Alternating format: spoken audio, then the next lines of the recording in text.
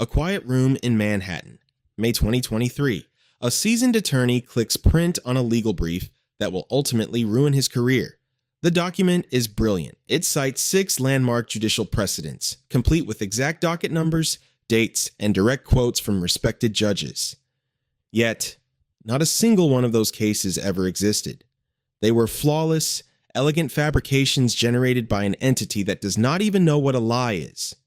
We have built an oracle that speaks with the absolute authority of a god, but possesses the consciousness of a pocket calculator. What happens when the tool we trust to map our future cannot comprehend the meaning of its own words? On November 30th, 2022, a silent revolution began. The public release of ChatGPT felt less like a software update and more like a first contact scenario. Within days, millions of people were pouring their thoughts into a blank text box. We asked it to write love letters, debug complex computer code, and comfort us in our grief. The responses were fluid, immediate, and hauntingly human. For decades, science fiction warned us of cold, metallic robots with robotic voices. Instead, we were met by a warm, poetic conversationalist. You likely use it every day. You trust it to organize your thoughts, write your emails, or explain quantum physics to your children. It feels like an intellect is looking back at you through the screen. But this is where the grand illusion begins. We naturally assume that because something speaks fluidly, it must think deeply.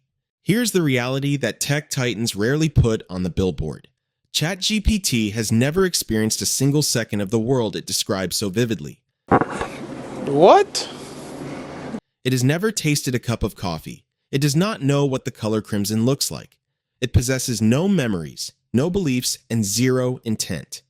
To this artificial intelligence, the phrase, "I love you," and the phrase syntax error are processed using the exact same mathematical weight. It is a text generator that works by playing a massive, hyper-advanced game of fill in the blank.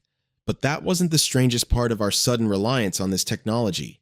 To understand the hidden limits of these models, we have to look past the marketing. When you type a prompt, the system does not ponder your question. It solves a probability equation. It breaks your words down into fragments called tokens, turns those tokens into numbers, and plots them on a massive mathematical map. It looks at the sequence of words you provided and asks itself one question. Based on petabytes of human data, what is the statistically most likely next word?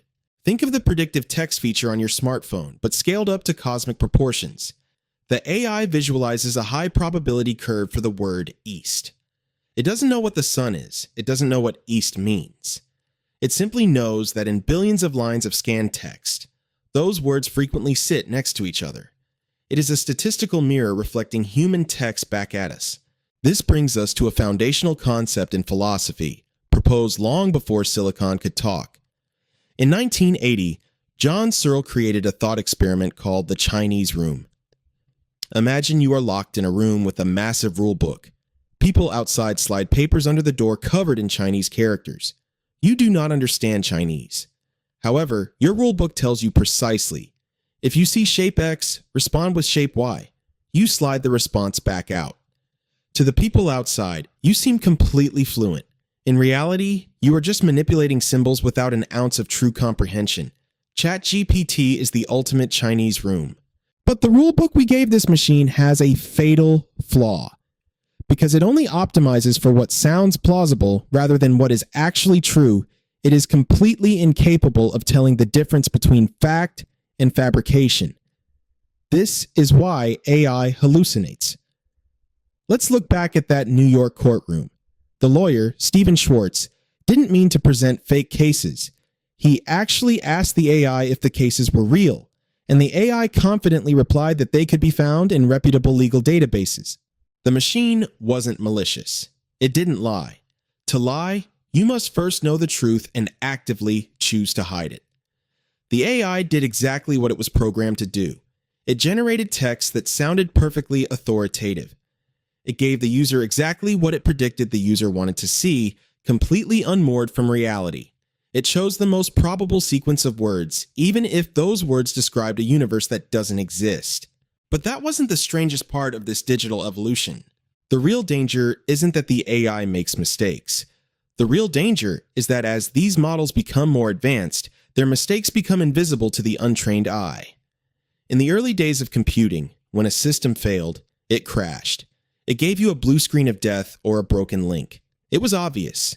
Today, when a large language model fails, it fails with absolute confidence. It looks you in the virtual eye and delivers a falsehood with the poise of an expert. It wraps its errors in flawless grammar and persuasive rhetoric.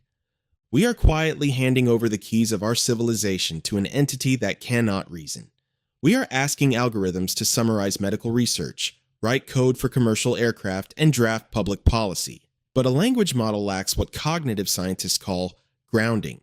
If you ask an AI how to mend a broken heart, it will pull from millions of poems and psychology papers to give you a beautiful, comforting essay, but it has never felt the sting of betrayal. It has never sat alone in a quiet house at 3 a.m.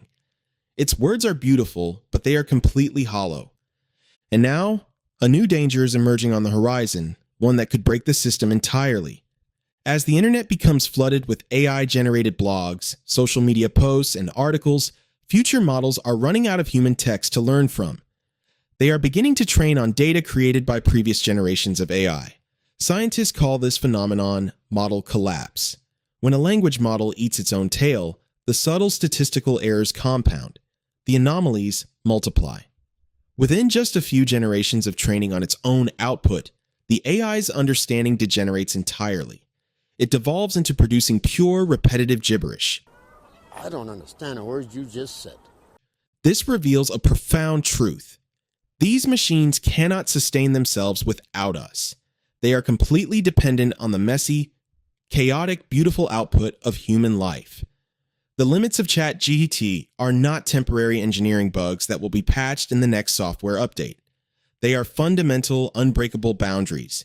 They represent the permanent gap between syntax and semantics, the difference between the structure of a sentence and the soul of its meaning. Technology can mimic the expression of human thought, but it cannot duplicate the experience of being alive. The machine can summarize the history of art, but it cannot feel the awe of looking at a canvas. It can generate code, but it doesn't feel the triumph of solving a problem that kept it awake all night. We must stop treating the mirror like an oracle. When you type your next prompt into that clean white text box, remember what is actually looking back at you. It is not an intellect. It is a reflection of our collective past. The question is no longer what AI can tell us about our world. The question is, when we look into that digital mirror, will we still have the wisdom to tell the difference between the reflection and ourselves? Now, if this exploration made you think differently about the technology in your pocket, subscribe. Join us for the next chapter.